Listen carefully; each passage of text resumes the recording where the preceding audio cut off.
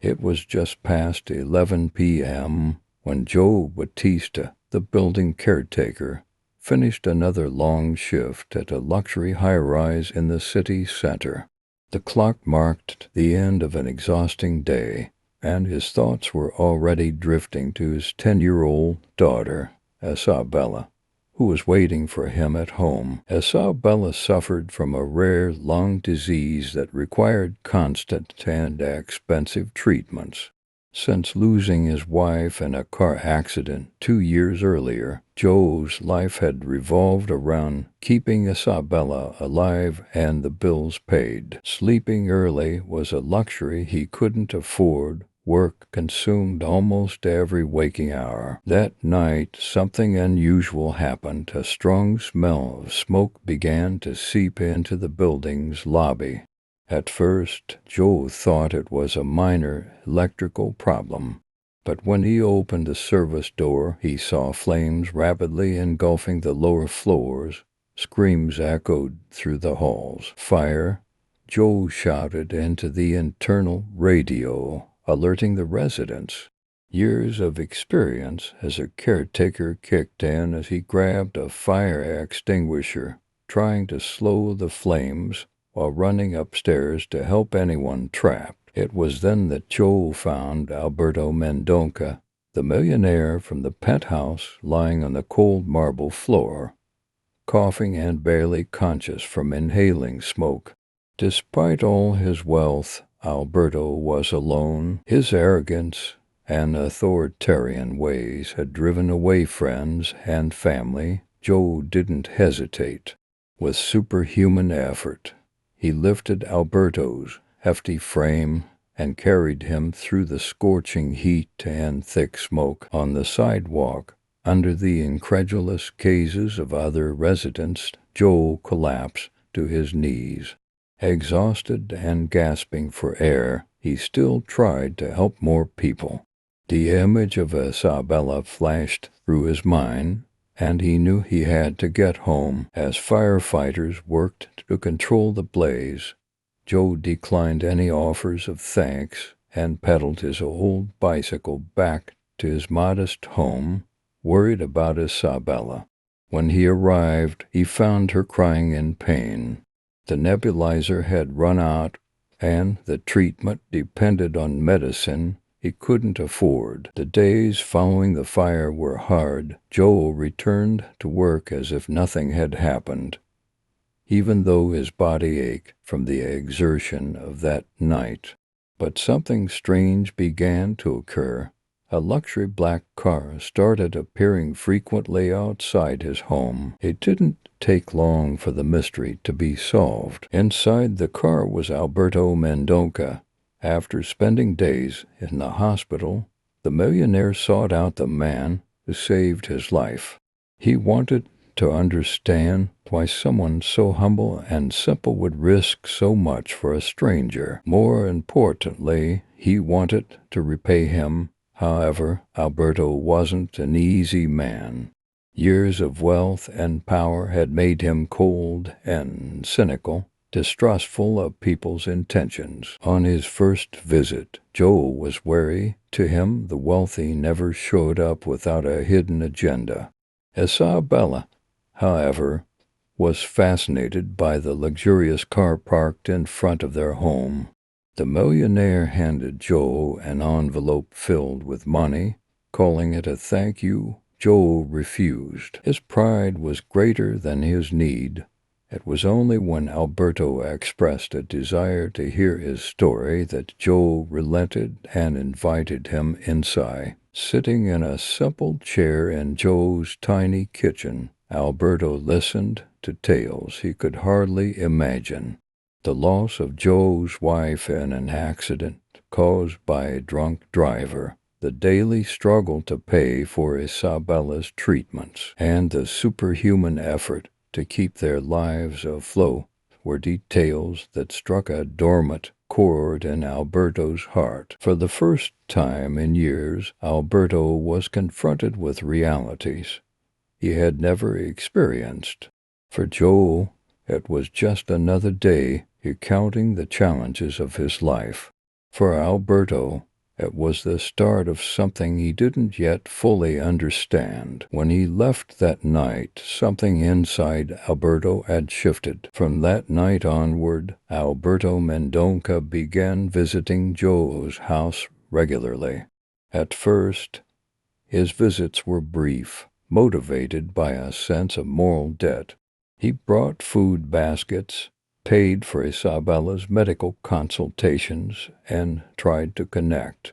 However, every gesture of generosity ran into Joe's unyielding. "I appreciate your help, but I don't want charity," Joe would say firmly, his gaze unwavering.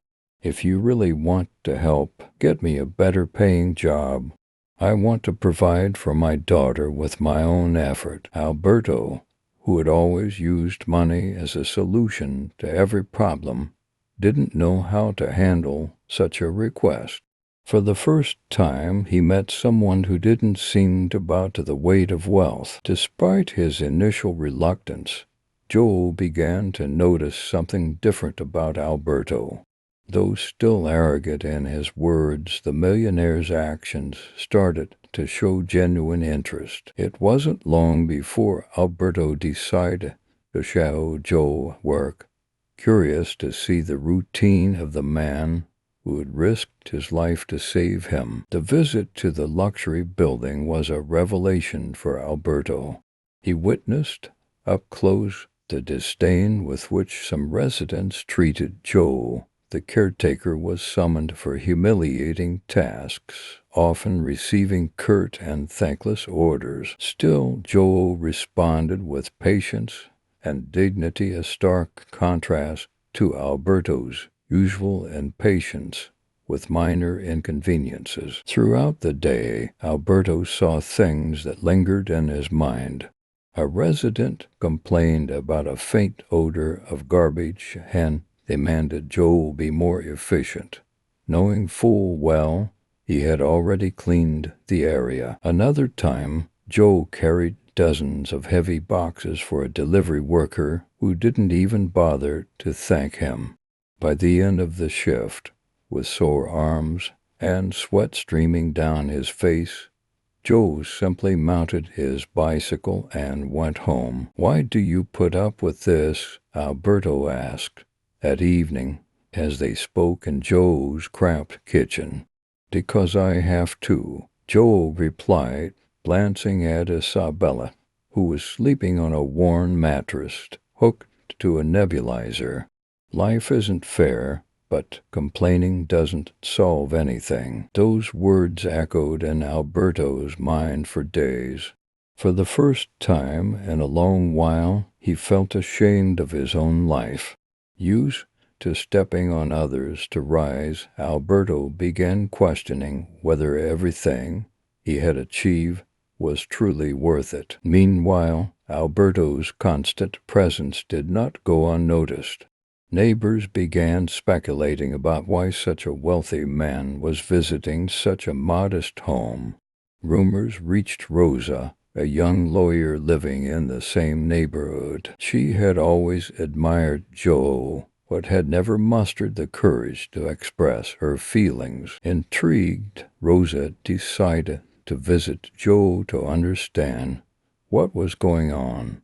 During a casual conversation, she discovered that Alberto was not just providing financial help, but seemed to be developing a genuine respect for Joe. Skeptical about wealthy people, Rosa decided to dig deeper. That's when she uncovered a shocking truth. Alberto Mendonca had a history of labor lawsuits against him. Employees had accused him of workplace harassment and exploitative conditions. Rosa confronted Joel, fearing he might be getting manipulated. "Do you know who you're dealing with?" Rosa asked, flipping through documents in her small office. "This man doesn't have a clean record. He exploits people like you." Joel remained silent. He knew Alberto wasn't perfect, but he also recognized something different in his behavior. "People can change," he said firmly. "If he's trying to be better, Who am I to judge? Meanwhile, Alberto was facing his own demons. Beneath his confident facade, he carried a deep wound, the loss of his fiancée years earlier. During an argument, she had accused him of being insensitive and obsessed with money. Days later, she left him, and Alberto never managed to repair the damage. Living alongside Joe and Isabella brought back memories Alberto had buried. Watching Joe fight so hard for his daughter reminded him of how he had neglected those he once loved. For the first time, Alberto started to question his choices and what truly mattered. The situation came to a head when Rosa, in an effort to protect Joe, took the documents about Alberto's past to a local journalist. The story was published, causing a scandal. Alberto was exposed as a ruthless businessman, and his companies began to feel the fallout. Joe, who by now saw Alberto as a friend, was torn. He understood Rosa's good intentions, but felt she had crossed a line. On the other hand, Alberto, furious about the exposure, distanced himself from Joe, believing he was complicit. "You trust people too much," Alberto said before driving off. "It might destroy you someday." For days, Joe tried to contact Alberto to no avail. Meanwhile, Isabella's condition worsened. The lack of medicine and the stress of the situation took a toll on her health, leaving Joe once again shouldering the burden alone. Deep down, Alberto knew he had been unfair. He also realized that his anger wasn't directed at Joe, but at himself. Determined to face his mistakes, he began making amends, starting with the employees he had wronged, but he knew he needed to do more. Alberto returned to Joe's house, this time accompanied by a woman. She was Beatrice, his former fiancée. After years apart, they had reconnected, and she encouraged him to rebuild his life. "He's the man you always wanted to be," Beatrice said, pointing to Joe. "You just need to stop running." The return of Alberto, accompanied by Beatrice, marked a pivotal moment.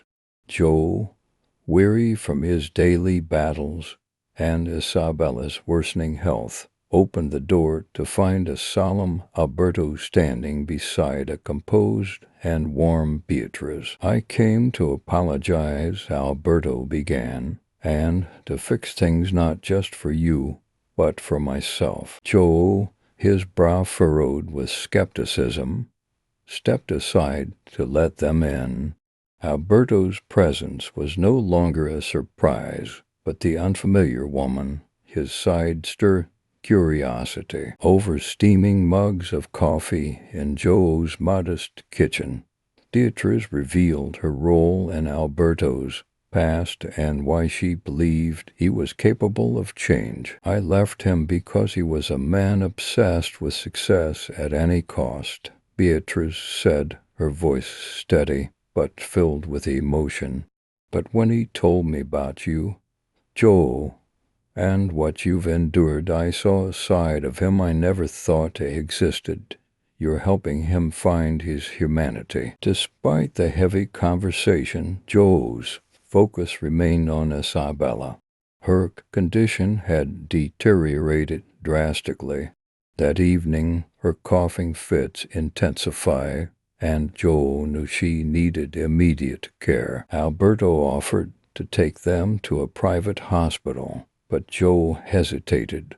Accepting such help felt like surrendering his dignity. "Pride won't save her life," Alberto said firmly, his eyes locking with Joe's.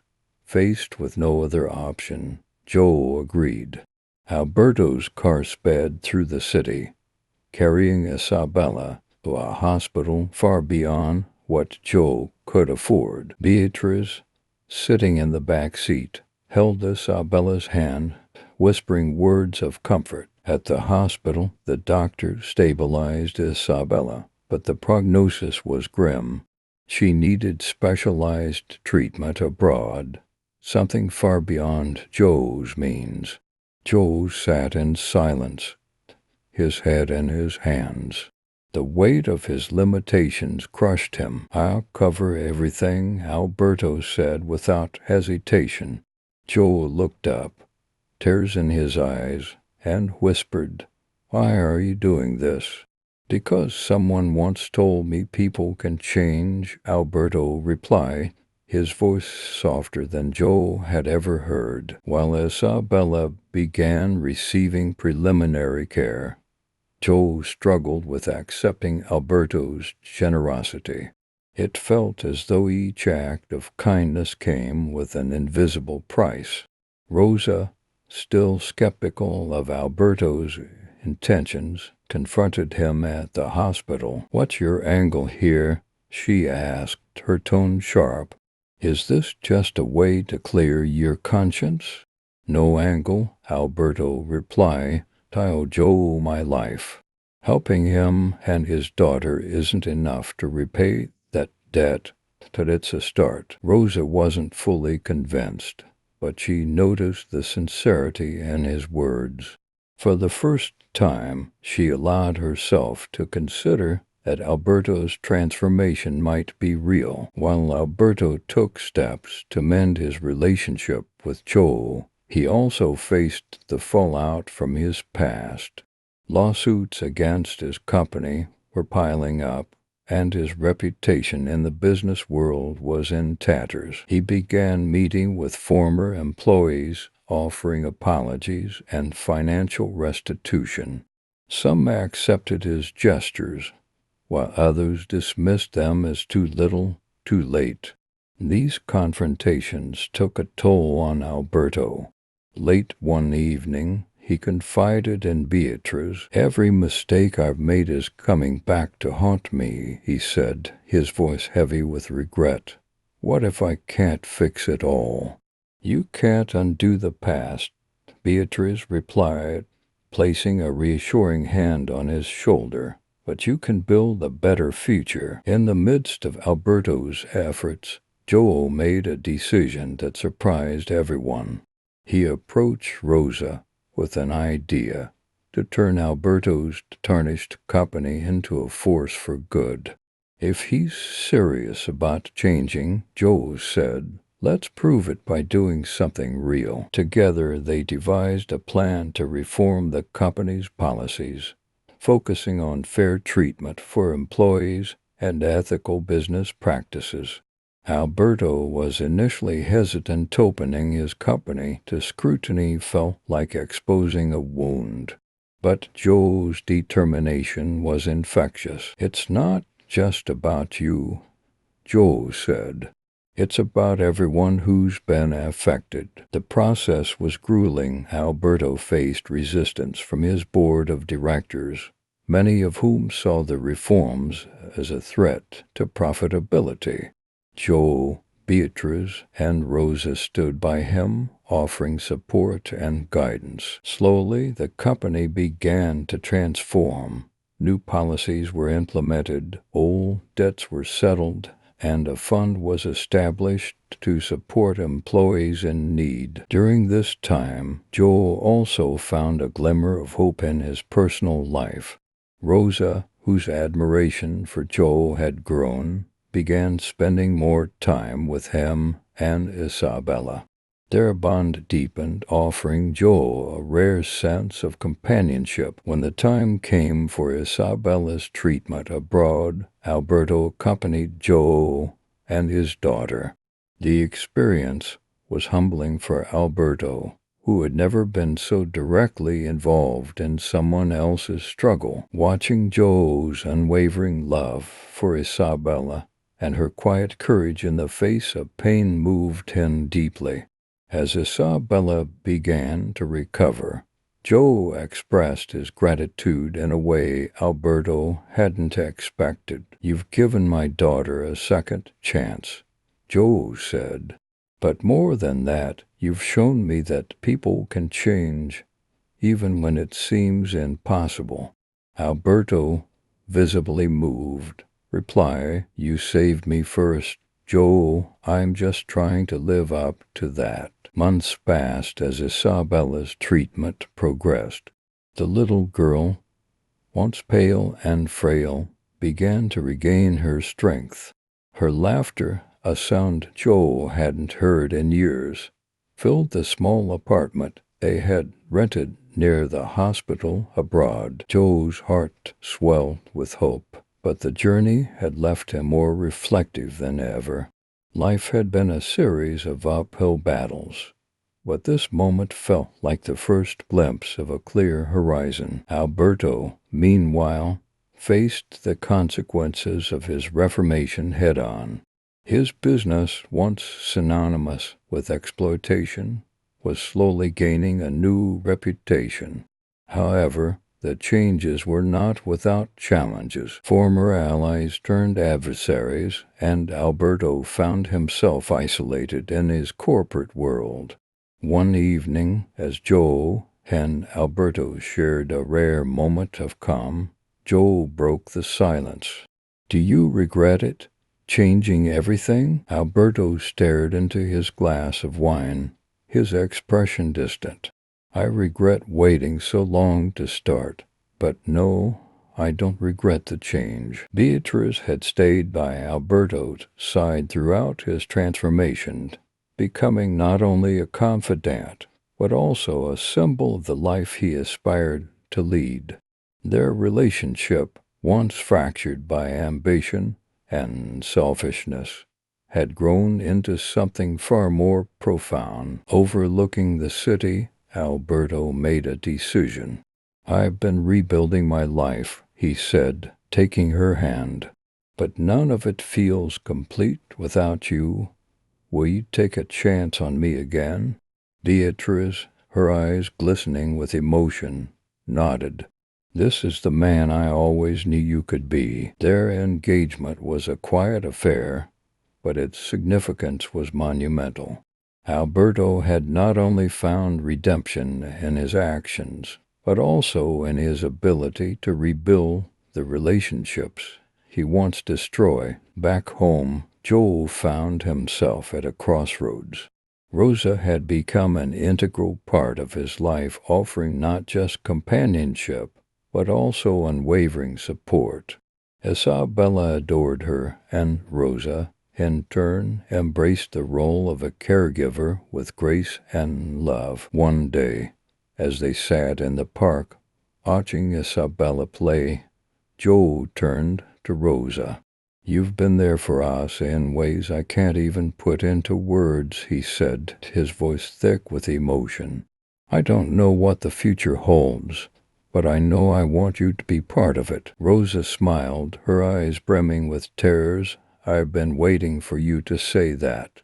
Their relationship blossomed, giving Joe a chance to experience a love he thought was lost forever. Alberto's company became a case study in corporate redemption. With Joe's influence and Rose's legal expertise, they established a foundation to support underprivileged families. The foundation's first major initiative was a program to provide medical care for children with rare illnesses, and homage to Isabella's journey. Joe, once a humble janitor, became a key figure in the foundation's outreach programs. His story inspired countless others, proving that resilience and integrity could triumph even in the harshest circumstances. On the anniversary of the fire that had brought their lives together, Alberto hosted a modest dinner at his home. The guest list was small: Joe, Isabella, Rosa, Beatrice, and a few close friends. As the evening unfolded, Alberto raised his glass to Joe. He began, "You saved me in more ways than one. You reminded me of what truly matters in life. I'm honored to call you my friend." Joe, never one for grand gestures, nodded humbly. "And you reminded me that change is possible," he replied, "for both of us." As the night ended, Joel walked home with Rosa and Isabella. The stars above shone brightly, a reminder of how far they had come. His once overwhelming struggles now felt like stepping stones to a life filled with purpose and love. In the distance, Alberto and Beatrice stood on the balcony of their home, watching the trio disappear into the night. They exchanged a knowing look, both silently acknowledging that their redemption was not just a personal victory, it was a testament to the power of human connection. Time had a way of softening the edges of life's hardest trials. For Joe, the hardships of the past now felt like distant memories, replaced by the warmth of new beginnings. Isabella's laughter filled their modest home, her health steadily improving thanks to the treatment Alberto had financed. Joe's relationship with Rosa had deepened into a steady partnership, built on mutual respect and shared dreams. For the first time in years, Joe allowed himself to hope. On a crisp autumn evening, Joe and Rosa hosted a community gathering at the local park. The event, sponsored by Alberto's foundation, aimed to bring awareness to the challenges faced by working-class families. The park was alive with music, food stalls, and children's laughter. Alberto arrived with Beatrice by his side, their presence instantly drawing attention. Despite his wealth, Alberto blended effortlessly into the crowd, exchanging warm greetings and sharing genuine smiles. Beatrice, always posed, had a calming presence that seemed to complement Alberto's newfound humility. During the event, Alberto pulled Joe aside. "You've done incredible things here," he said, gesturing to the bustling park. "This community owes you so much." Joe shook his head. "It's not about owing anyone. It's about giving back. We all have something to offer." Alberto smiled, recognizing the wisdom in Joe's words. "I learned that from you." As the evening progressed, Rosa noticed a man in a suit approaching Alberto. After a brief conversation, Alberto's expression shifted to one of contemplation. Beatrice joined him, and the three exchanged quiet words before Alberto turned to Joel. "There's something I need to share," Alberto began, gathering the small group of friends. "A few months ago, I received an offer to sell my company. At first, I dismissed it. But the more I thought about it, the more I realized it was an opportunity to start fresh." Joel furrowed his brow. "Start fresh. What does that mean for you?" "It means letting go of the past," Alberto said. "I've decided to accept the offer. I'll use the proceeds to expand the foundation and dedicate my time to the causes that matter. And, Joel, I want you to be part of this next chapter." Joel was stunned. "Me? What could I possibly contribute?" "Your story, your strength, your integrity," Alberto replied. "You've already inspired me and so many others. Imagine what we could do together." Rosa placed a hand on Joel's arm. "He's right. This is your chance to make an even bigger difference." Joel hesitated, the weight of the decision pressing on him. "I need time to think." That night, Joel lay awake, replaying Alberto's words in his mind. The offer was tempting, but it also felt overwhelming. For so long, he had defined himself by his struggles. Could he truly embrace a life of influence and impact? In the morning, he found Isabella playing with Rosa in the yard. Her laughter, clear and bright, filled the air.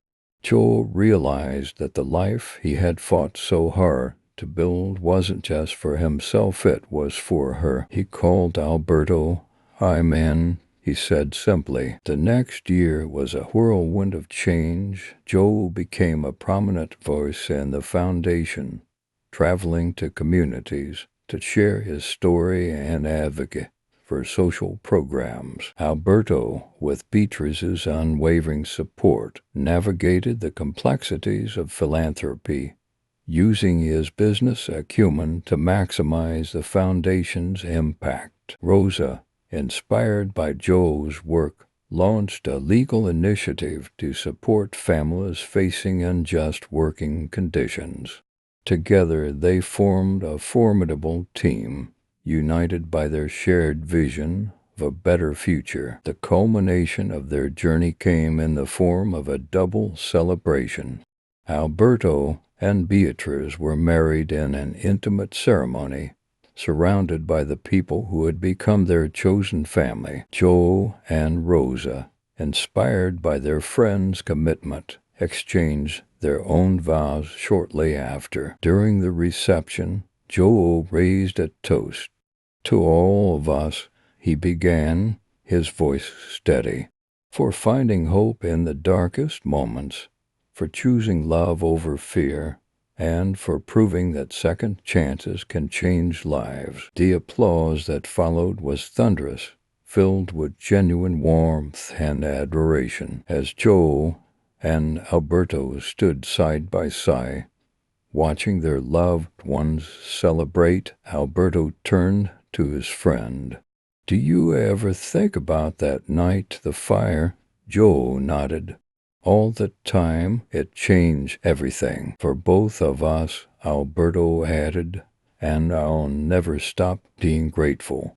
Neither of them could have imagined how their lives would intertwine that fateful night, but standing there, surrounded by the people they cared about, it was clear that their paths had been destined to cross, not just to save each other, but to transform the lives of those around them. The stars above shone brightly, a silent testament to the resilience of the human spirit and the enduring power of connection.